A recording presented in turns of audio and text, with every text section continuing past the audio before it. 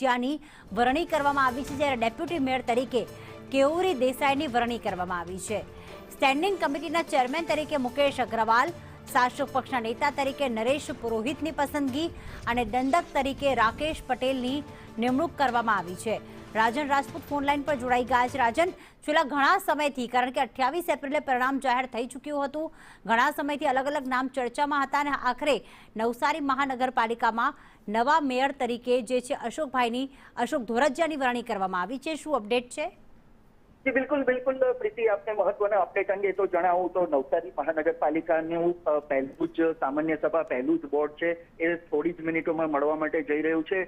ઔપચારિક જાહેરાત અહીંયા માત્ર બાકી છે, કારણ કે લગભગ નિશ્ચિત જ મનાતું હતું, જ્યારથી અશોક ધોરજીયા ટિકિટ એમને મળી હતી ત્યારથી જ નિશ્ચિત મનાતું હતું કે તેઓ મેયર પદે પ્રબળ દાવેદાર છે અને હવે એમના જ નામ ઉપર મંજૂરીની મહોર લાગી ચૂકી છે।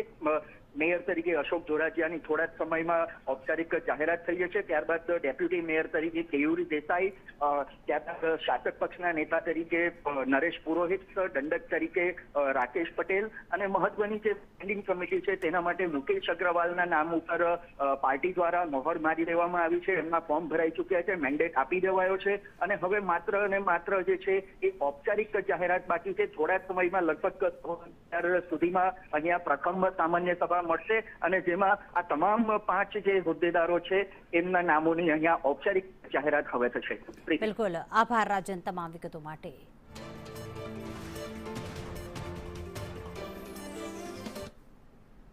તો આ તરફ જામનગર મહાનગરપાલિકાની સામાન્ય ચૂંટણીના પરિણામોમાં ભારતીય જનતા પાર્ટીએ પોતાનો એક હથ્થુ દબદબો બરાબરનો જાળવી રાખ્યો હતો।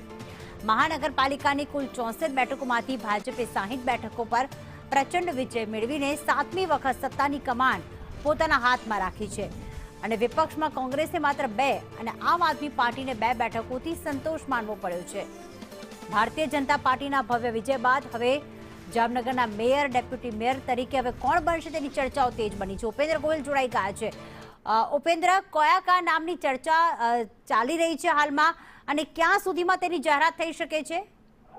જી ચોક્કસથી જણાવી દઉં કે જામનગર મહાનગરપાલિકામાં તાજેતરમાં ચૂંટાયેલા નગરસેવકોની પ્રથમ સામાન્ય સભા આજે ભાજપ કાર્યાલય ખાતે અને જામનગર કોર્પોરેશન ખાતે યોજાશે। સામાન્ય સભા પૂર્વે જ શહેર ભાજપ કાર્યાલય ખાતે નવા પદાધિકારીઓના નામોની સત્તાવાર જાહેરાત કરવામાં આવશે।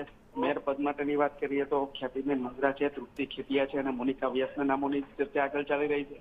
તો બીજી તરફ સ્ટેન્ડિંગ કમિટી તથા વિવિધ ચેરમેનો પદ માટે આશિષ જોશી છે, કોટડિયા છે, જીતુ સિંગાળા અને જયરાજસિંહ જાડેજા સહિતના નામોની દાવેદાર માનવામાં આવી રહ્યા છે। જામનગર મહાનગરપાલિકાની ચૂંટણીમાં ભારતીય જનતા પાર્ટીએ ભવ્ય જીત મેળવી છે। કુલ 64 બેઠકો માટે ભાજપના 60 ઉમેદવારો વિજયી બન્યા હોવાથી પક્ષ માટે સ્પષ્ટ બહુમતી છે અને હવે આગામી 2 વર્ષ માટે શહેરના શાસનની જવાબદારી નવા પદાધિકારીઓ સંભાળશે। ભાજપ દ્વારા અંતિમ ક્ષણે નવા અને સરકારી નામોની પસંદગી કરવામાં આવે તેવી પણ રાજકીય વર્તુળોમાં ચર્ચા ચાલી રહી છે, જેના કારણે પદાધિકારીઓની પસંદગી પર સૌની નજર મંડાઈ રહી છે। હાલ તો શહેર ભાજપ કાર્યાલય ખાતે આજે સવારથી યોજાનારી બેઠક બાદ તમામ નામો સત્તાવાર જાહેરાત કરવામાં આવશે। એટલે કે કહી શકાય કે હાલ તો જામનગર મનપામાં 5 પદ માટેની બેઠકો, 5 પદના બેઠક માટેની અંતિમ ક્ષણ હાલ અત્યારે ચાલી રહી છે અને ભાજપ કાર્યાલય ખાતે આ માટેની બેઠક ચાલી રહી છે। આભાર ઉપેન્દ્ર તમામ વિગતો માટે।